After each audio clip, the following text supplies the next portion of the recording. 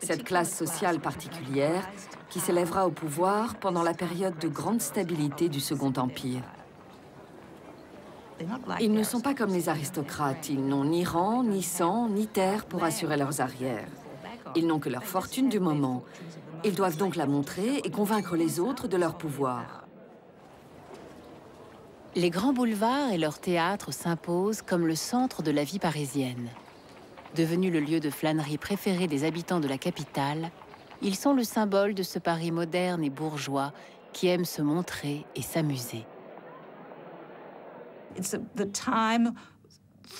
C'est la période propice pour les gens qui ont des idées, de l'énergie, et pour les visionnaires, car il y a de l'argent. Et on voit apparaître une classe d'entrepreneurs, parmi lesquels Boucicaut. Il n'a ni nom, ni fortune, mais du flair et de l'audace. Il pressent qu'il va pouvoir tirer parti des changements qui s'annoncent. Le vent de modernité qui souffle sur la société parisienne est pour lui une véritable opportunité. Aristide Boucicaut est la quintessence de l'entrepreneur, du preneur de risques. Mais il sait très bien ce qu'il fait. Il croit à sa bonne étoile et il est convaincu qu'il peut réussir. Après 13 ans comme employé, Aristide se met à son compte. Grâce à ses économies et à la vente d'un héritage Percheron, il s'associe à Paul Vidot, propriétaire d'un magasin de nouveautés à l'enseigne au Bon Marché, situé rue du Bac, qui vend des draps, du tissu, des articles de mercerie, des matelas et des parapluies. En 1852, le Bon Marché est peut-être un cran au-dessus de la petite boutique. 12 employés, un chiffre d'affaires de quelques centaines de milliers de francs, une poignée de rayons, ça ne va pas bien loin. Personne ne s'attend à ce que ça devienne le plus grand magasin du monde. Aristide Boucicaut commence à mettre en pratique ses idées novatrices sur le commerce. Jusqu'alors, les boutiquiers n'avaient qu'un objectif, vendre le plus cher possible. Boucicaut décide de rompre avec cette stratégie à courte vue qui fait fuir les clients. Il a compris le premier que réduire les marges permet de vendre en très grosse quantité et d'assurer un plus grand bénéfice. Probablement Aristide est né avec la bosse du commerce. Si vous regardez sa statue, vous verrez qu'il a un peu une bosse sur le côté. Et des gens disent que c'est la bosse du commerce. Et d'ailleurs, on lui a souvent donné comme titre « L'homme que l'Amérique nous enviait », justement à cause du développement extraordinaire qu'il avait donné à ce petit magasin pour en faire le plus beau magasin de cette époque. Cette politique révolutionnaire porte rapidement ses fruits. En 8 ans, Aristide Boucicaut multiplie par 10 le chiffre d'affaires du magasin, qui passe de 500 000 à 5 millions de francs.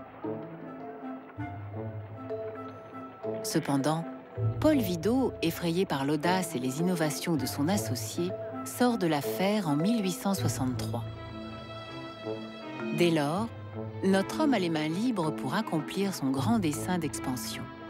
Mais pour y parvenir, il lui faut de l'argent, beaucoup d'argent.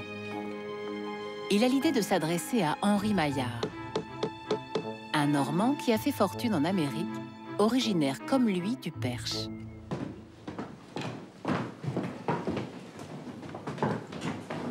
Mon cher Maillard, comment allez-vous? Très bien. Et vous, mon cher Boucicaut? Bien, merci. C'est gentil de me recevoir. Nous avons sans doute des tas de choses à nous dire. Passons à côté. Prenez place. Merci. Alors, l'Amérique? Ah, l'Amérique. Pays merveilleux. Des gens pleins d'énergie, des idées incroyables. Maillard avait fait fortune en ouvrant des pâtisseries, probablement à succursale à New York. Donc, il avait un peu le goût, si vous voulez, d'un commerce complètement différent, qui était celui du commerce américain de l'époque. Durant son séjour aux États-Unis, Maillard a été témoin du succès d'un magasin new-yorkais, le Palais de Marbre. Devenu aujourd'hui le Sun Building, ce commerce de 6 étages est par sa taille considéré comme l'ancêtre du grand magasin. Créé en 1848 par un immigrant irlandais, Alexander Stewart, il s'est développé grâce à l'explosion de produits manufacturés. Mais contrairement à Stewart, Boucicaut ne veut pas seulement vendre beaucoup de marchandises. Il veut vendre le désir lui-même. J'ai l'ambition de créer un commerce d'un genre nouveau, comme jamais Paris ne l'a connu. Imaginez un espace immense, superbement éclairé, avec une profusion de marchandises venues du monde entier. Ce sera une expérience unique et une explosion de tous les sens. Mon cher ami poète. Mais dites-moi, où trouverez-vous la clientèle pour remplir une telle cathédrale? La clientèle, la voilà. Dans son magasin, Boucicaut attire déjà une clientèle féminine. Mais son rêve est de faire venir toutes les femmes, quelles que soient leurs conditions sociales ou leurs besoins. En cela, Madame Dornan est l'archétype de la cliente parfaite. Elle désire tellement s'intégrer à cette nouvelle bourgeoisie qu'elle ne sait se restreindre. Montrez-nous ce que vous avez acheté. Oh, non, je n'ose pas. Allez, montrez. Oh non, non. En achetant toujours plus, elle pense pouvoir changer sa vie et conquérir son entrée dans le grand monde. Il y a vraiment des choses. Alors, ce petit mouchoir, par exemple. C'est si bon marché. Alors... Madame Riancourt est à l'inverse une femme réfléchie qui tient son foyer et ne s'en laisse pas compter. Avec application de Bruxelles. Ce travail-là, cette dentelle. Vraiment très joli. Ah oui, ça coûte un peu cher à mon goût, mais... Elle achète avec discernement, cherchant toujours à faire une bonne affaire pour embellir sa maison et faire pâlir d'envie toutes ses amies. Alors voilà. Je ne saviez pas que vous avez acheté tout ça? Oh non, 20 sous, c'est pas... Oh, c'est formidable. N'est-ce pas? Exceptionnel, ce miroir. Leur riche amie, Madame de Vaubois, ne veut pas le montrer, mais elle est tentée. Regardez. Vous ne direz rien à mon mari. De conditions sociales supérieures, elle ne s'abaisserait jamais à fréquenter un magasin. Pourtant, la curiosité va la faire succomber. Ça sent très très bon. Ayez donc les femmes et vous posséderez le monde. Ceci est un coup de génie. Qui aurait pensé aux femmes? Car les hommes de l'époque considéraient les femmes comme une espèce fort décorative, mais fragile et immature. Cheveux longs et courtes d'esprit était le dicton à la mode. Au XIXe siècle, l'Église et la science, en particulier la médecine, s'entendent pour créer une image de la femme opposée à celle de l'homme.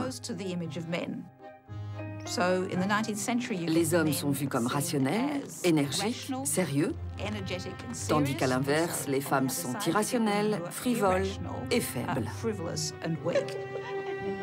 Apparemment, la science de l'époque avait démontré que par rapport au cerveau des hommes, celui des femmes était plus petit.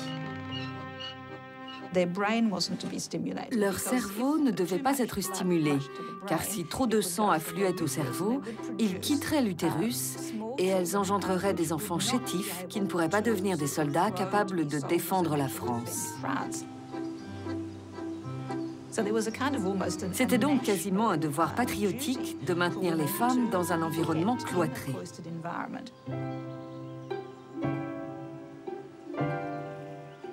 Ce qui, pour une femme de l'intelligence de Madame Riancourt, était une perspective des plus démoralisantes. Car pour ces anges de vertu, il n'y avait rien de plus excitant à faire que d'aller visiter l'église et le cimetière, les seuls endroits qu'une femme respectable pouvait fréquenter sans son mari ou son chaperon.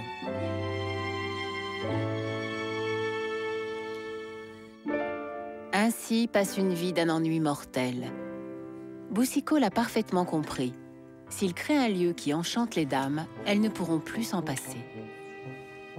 Convaincu par cette idée géniale, Maillard lui prête sans condition 1,5 million de francs. C'est une somme énorme, mais que Boucicaut remboursera en moins de 8 ans. La métamorphose du bon marché peut commencer. Boucicaut a eu une chance énorme, c'est l'époque